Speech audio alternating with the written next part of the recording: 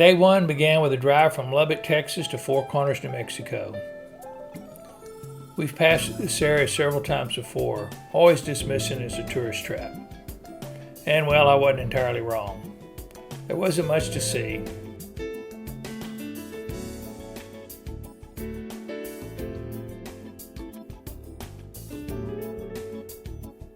We snapped a few pictures, then we moved on, having left them with our money.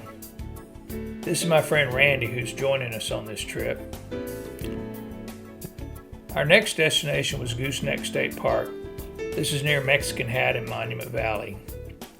We arrived around 5:30 p.m., found a campsite right along the canyon rim. It should have made for some great star viewing. However, by nightfall, the winds picked up and the clouds started moving in. And by the next morning, it was pretty chilly in that rooftop tent.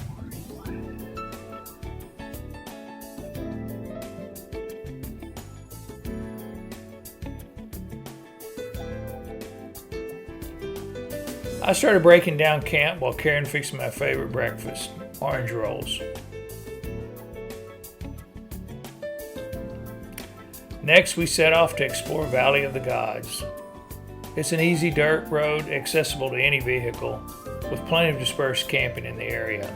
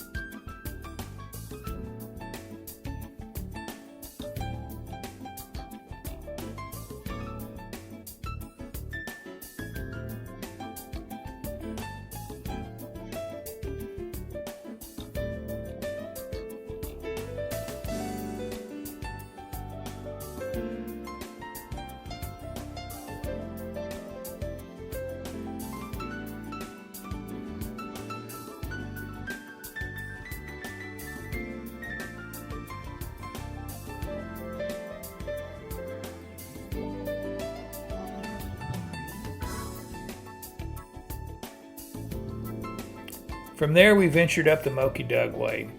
This road took us up to higher ground, offering a view of the Valley of the Gods below.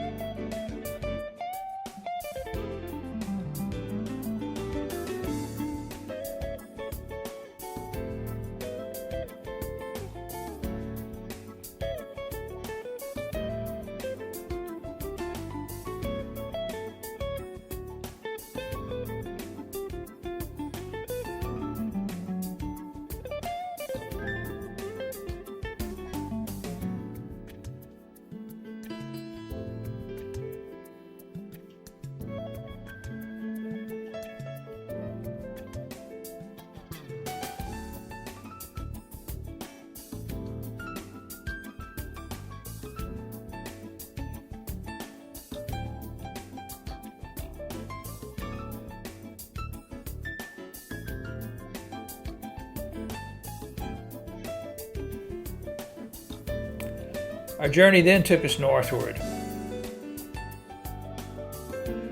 where we took a few minutes to explore some Indian ruins that were just a short distance off the main highway.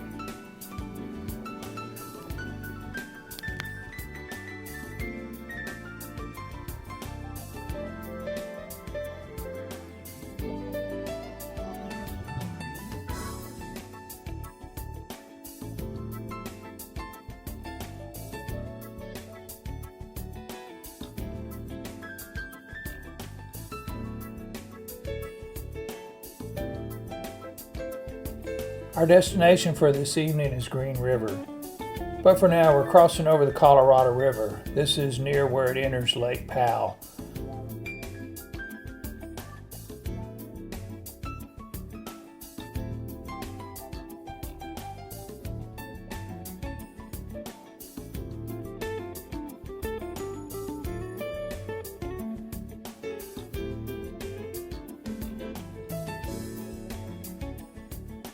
As we traveled along the north end of Lake Powell, you can see just how low the lake really is. Well, I guess you can't really see it since there's no water in sight. However, in the distance, you can see what was once the boat ramp of the Hype Marina, and from there's no water in sight. The next morning, we gassed up in Green River and headed west on I-70. Our destination was Black Dragon Canyon. After a quick air down, we were on our way. Did you turn on your Garmin? Yeah, that's how you've been tracking.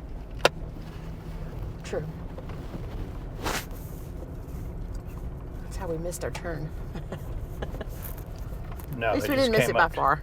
It just came up too fast. I was expecting an exit, I wasn't expecting a dirt road. Well, why wasn't you expecting a dirt road? I don't know. I just wasn't expecting to exit onto the dirt road off the interstate. I was expecting like kind of side road off to the... You wanted to ease off into... No, I just wasn't expecting that. I mean, I don't look at the map, so... It did not take long before we were weaving our way through the canyon. This trail is short, but well worth it. Wow.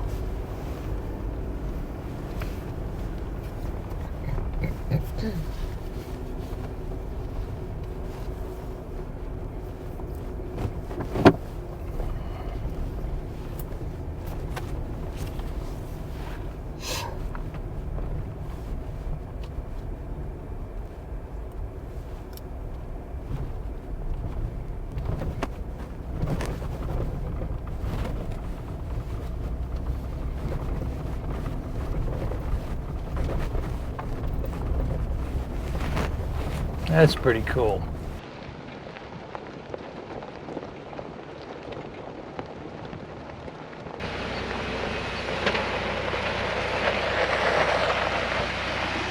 That's pretty cool. Yeah. I went in before with guys. Like, I don't know why the sway bar will disconnect me too. GoPro out.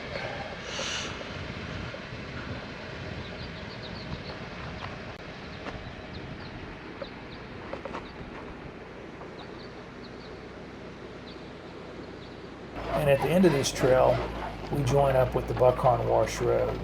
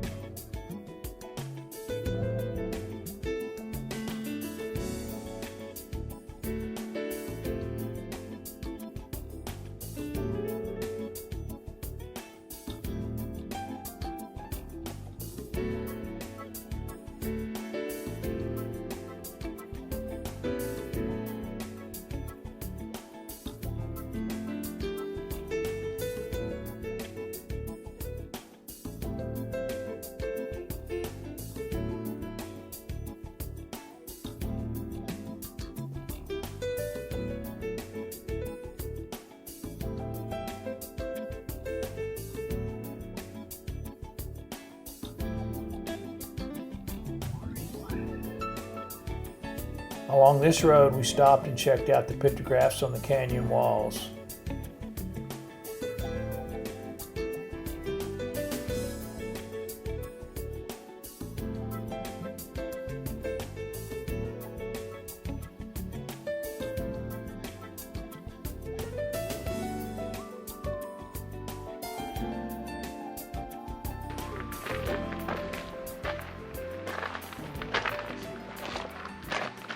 Yellow paint on some of these figures, someone painted over the original red paint. Why? When? Do people change their beliefs, artistic taste, or fashion?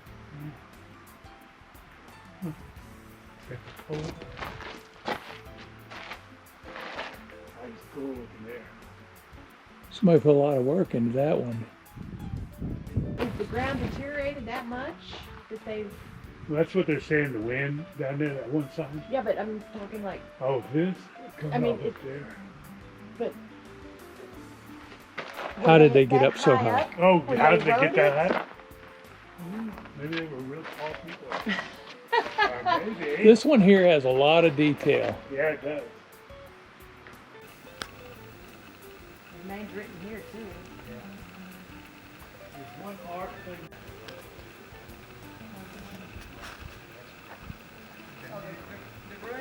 Yeah. And then, have y'all been to the ones there in Sedona? They got the big ones.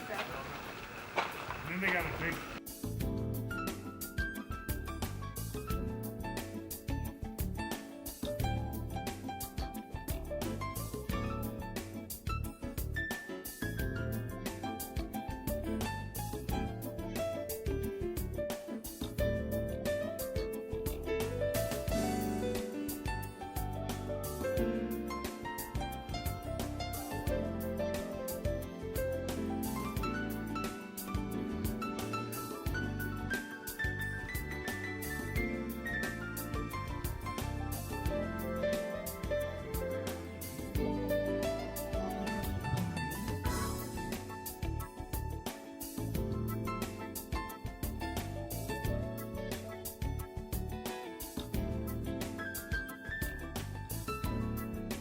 Our next stop was Wedge Overlook.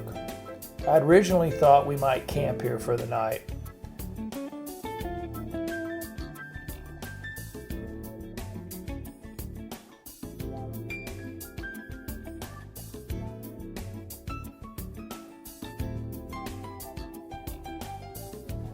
With the views of the canyon below, fire ring on the edge, it would have been a great spot to camp.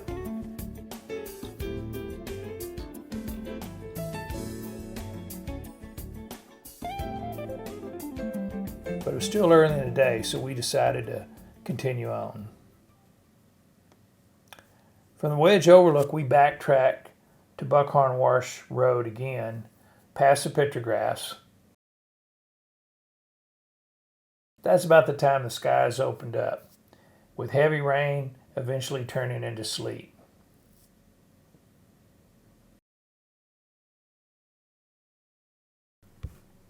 Eventually we made our way to the Cane Creek Wash. I was a little leery of running down a wash after the rain we had just been through, but per our map it looked like this was our best connector to get us to the other side of I-70.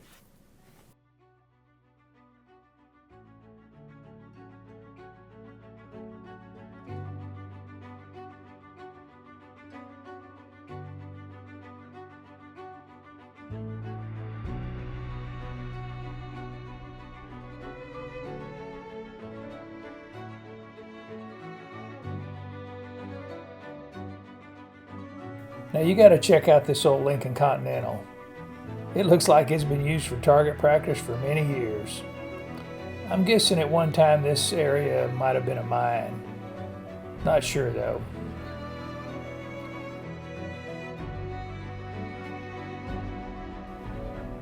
Once we made onto the wash, we were seeing blue skies again. That made me feel a whole lot better about our route choice.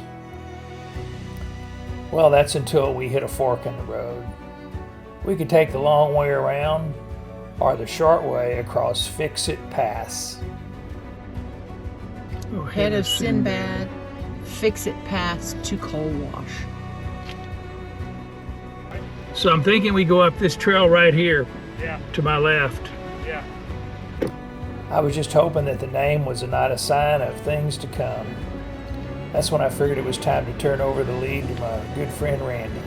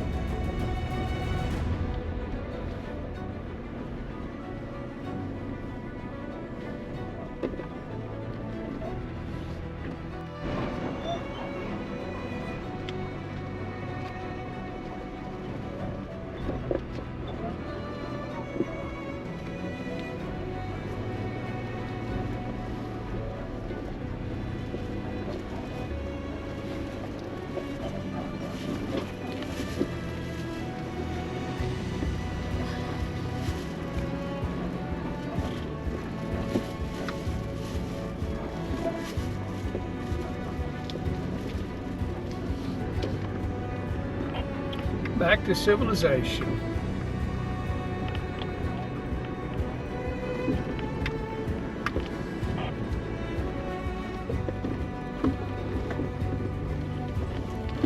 Oh yeah. Well.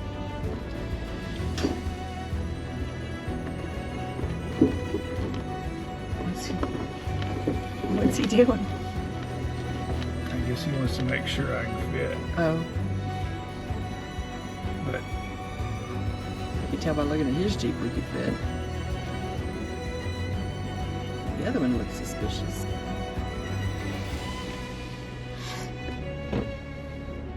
Wow, seriously dropped off there.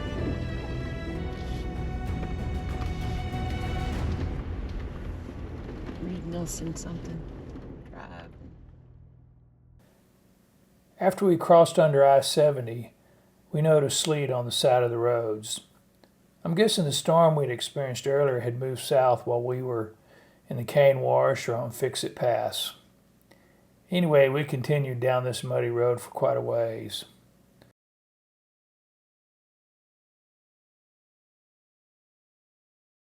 Eventually it started to dry out, but the mud dried out on our Jeeps as well, and it dried as hard as concrete.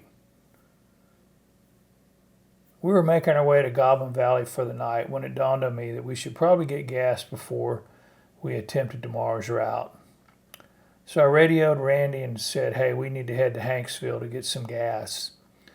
And on the way back, Randy noticed a trail that cut across the desert. He said, it'll be a shortcut. It definitely looks shorter on the map. But while we were on it, I was wondering if we had made the right decision.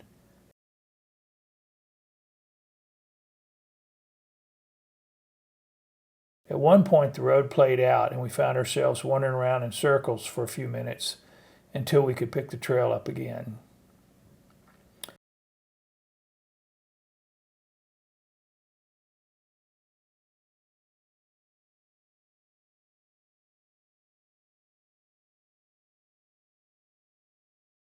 Eventually, we made it to Goblin Valley. The park was full, so we started looking for dispersed camping outside the park. What we found were all these little alcoves all along the base of the mountains, with campers already in most of them. So I sent Randy ahead to see if he was able to find the spot. Luckily, he found one of the last spots available. It really turned out to be an unusual place to camp, but quite unique. In fact, there were a couple of guys in this little alcove next to us. They had an old 80s model Chevy van. They had the stereo turned up, and they were rocking out by the campfire. Probably smoking a little something as well.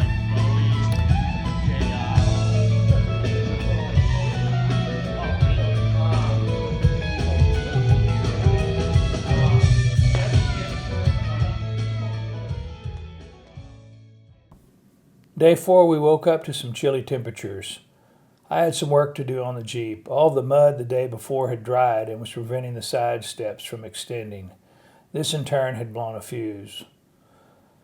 So I was able to break loose the mud around the steps, and then I went ahead and replaced the fuse. Little did I know this would lead to electrical gremlins that would plague me the rest of the day. It started not far from camp. My dash started flashing, and then the Jeep just went dead. Wasn't really sure what was going on, but I decided to disconnect the battery, wait a few seconds, and then reconnect it. Everything came back on. It looked like we were good to go. But that only lasted about 30 minutes until the problem reoccurred. This time I remembered that I had installed some auxiliary light package a few weeks earlier, so I decided to disconnect all of that, taking that out of the system. That was the last electrical work that I'd done on the Jeep, so maybe that was the issue. Today's route takes us across the Wild Horse Mesa over towards the Factory Butte area.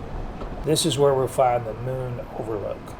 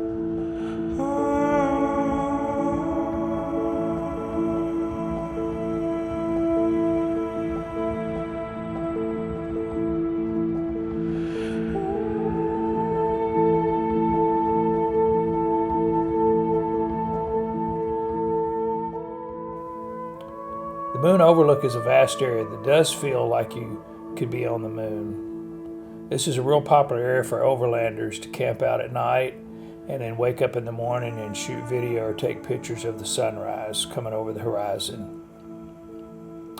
For me, it was just too hot and too windy to stick around.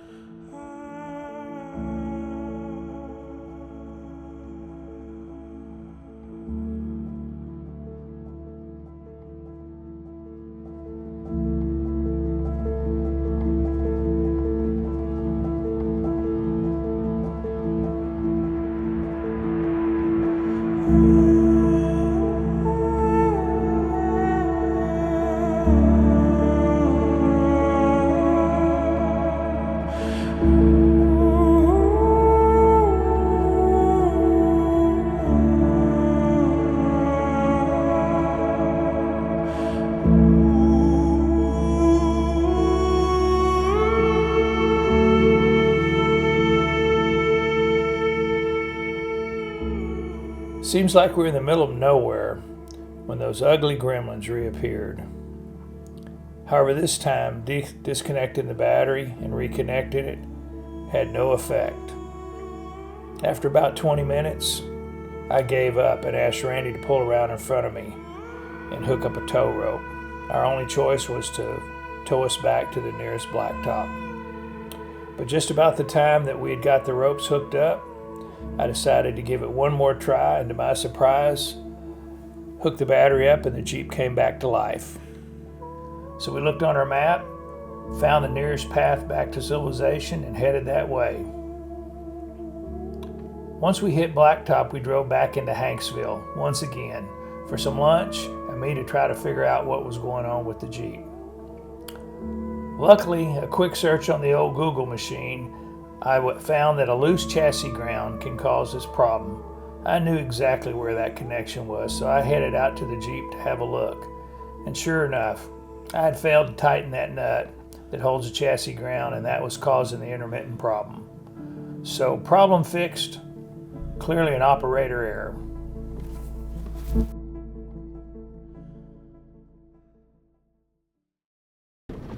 Day 5, we decided to abandon our original route and head to a camping spot we had heard about on the canyon rim of the Colorado River.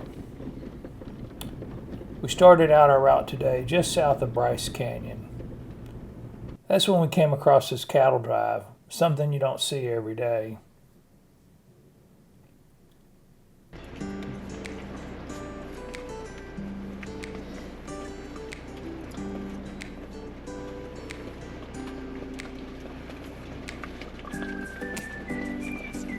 Looks like you got it behaving pretty well. Decided they're going home for the summer. I see. How far up in the mountains had they been? Very far? Yeah, we started them out last weekend way down in there. Oh, wow. Yeah. What a way. Well, you have a great day. You too. Thank you.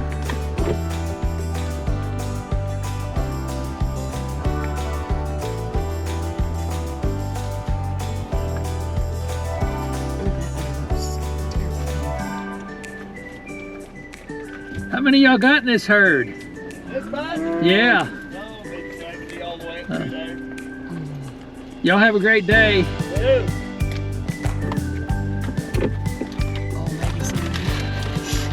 More than 70. Unless it was 70 in this batch and another 70 in that batch.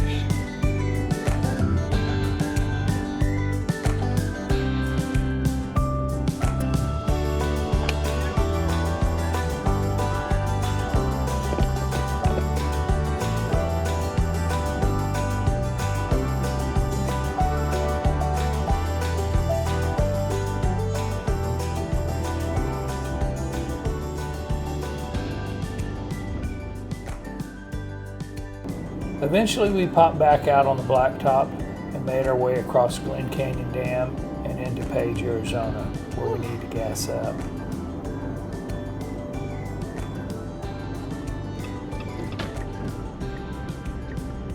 You know, route is right across the street. Yeah, we saw that.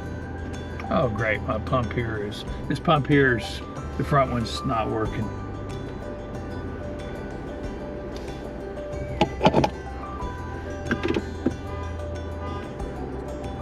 Ozark Overland. Look, there's Matt.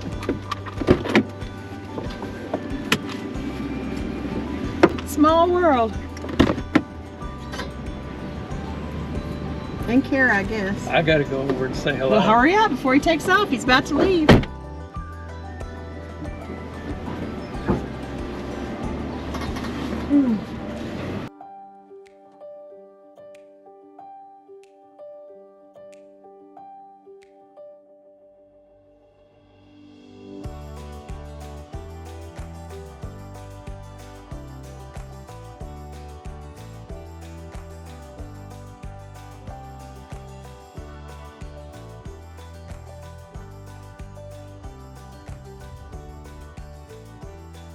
So how's this for a campsite?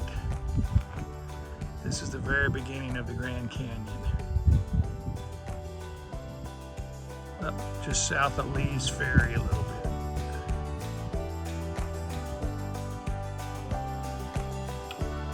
We arrived at our campsite around 5:30 and it did not disappoint. The river below is the Colorado and just north of our location is Lee's Ferry. This is where rafters set off to float the Grand Canyon. Later in the evening near dusk, we saw wild horses grazing across the canyon from us.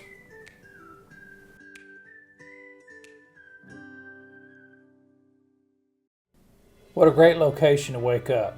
We had the canyon in the front of us and the Vermilion Cliffs behind us.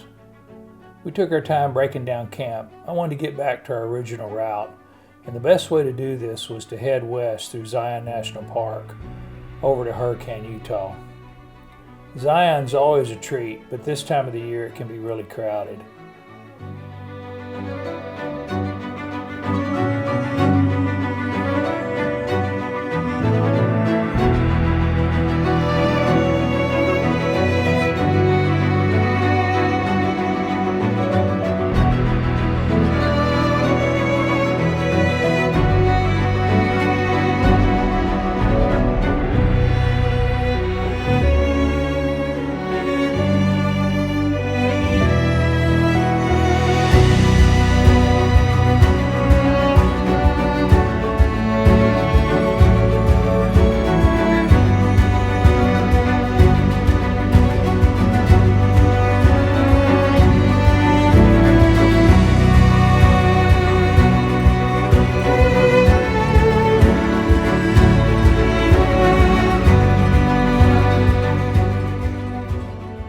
We made it to Hurricane, had some lunch, gassed up, and then rejoined our route, heading in the opposite direction of what I had originally laid out. I'd ridden this section back in 2018 on a motorcycle, so I had some idea what to expect. My plan was to camp at Lava Point, but when we got there the gate was closed. Sign said it would not open for a few more days. Looks like we were just a few days too early for the season. But what we didn't expect to find was a road closed sign. Seems like we were just striking out at every turn. In true Overland fashion, we decided to continue on, hoping that the road was open, but the sign had just not been removed. There were plenty of signs of people driving around, so I figured we'd give it a try. The road was really rutted, so I could tell it had been pretty muddy in the past few weeks, but the farther up we got, the muddier it got. And then eventually I could see streams of water running down the road. It wasn't long before I discovered the reason for the road closure. The pass over the top of the mountain still had snow all across the road. There was no getting through that. The streams we saw on the road earlier was just snow melt running off down the roads. It was getting late, but this left us no choice. We had to turn back and head all the way back almost to Hurricane, find a dispersed camping spot just outside of Virgin, Utah.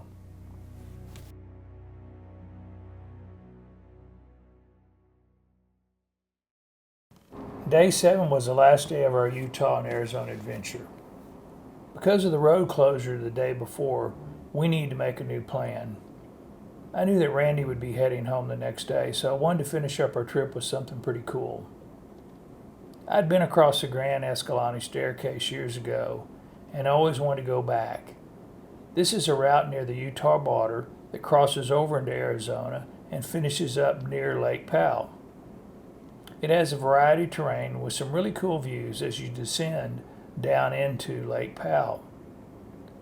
So we made our way to Escalante, Utah, filled up with gas, and headed south out of town. A few miles out of town, we ran across another Jeep, traveling the same route we were. Skip stopped and introduced himself and said, "Hey, follow me. We can go camp on Lake Powell tonight." Well, that sounded like a solid plan to me. I'd been over this route before, and it took us about 4 hours. Our new friends Skip and Lisa were pulling a trailer, so I was thinking we would be running at a much slower pace and may have a tough time making Lake Powell by any reasonable hour. Familiar with the area, that mountain out there to the east with the snow cap on the top of it is Navajo Mountain. Okay, thank you.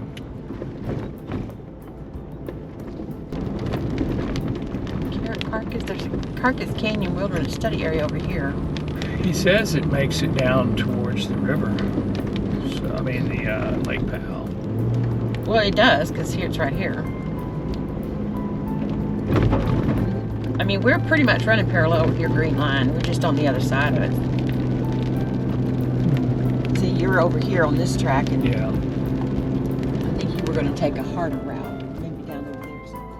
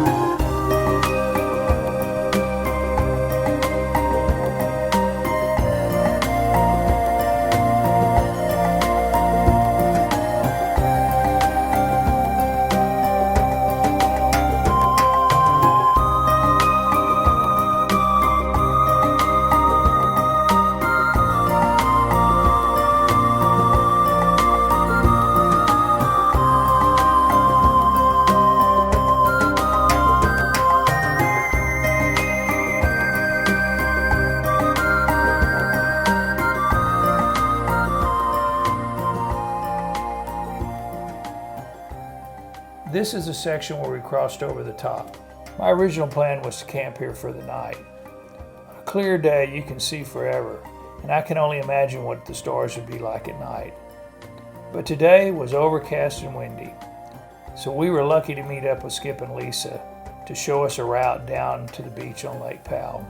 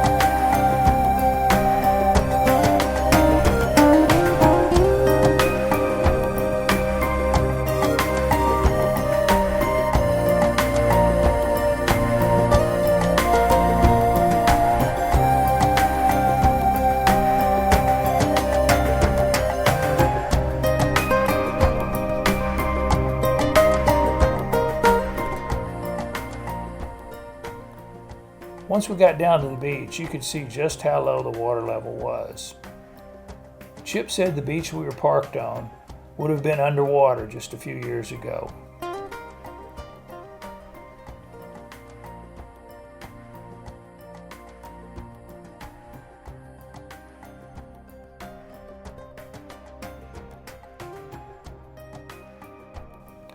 Anyway, we set up camp, pulled out our chairs, and enjoyed sharing stories around the campfire with our new friends.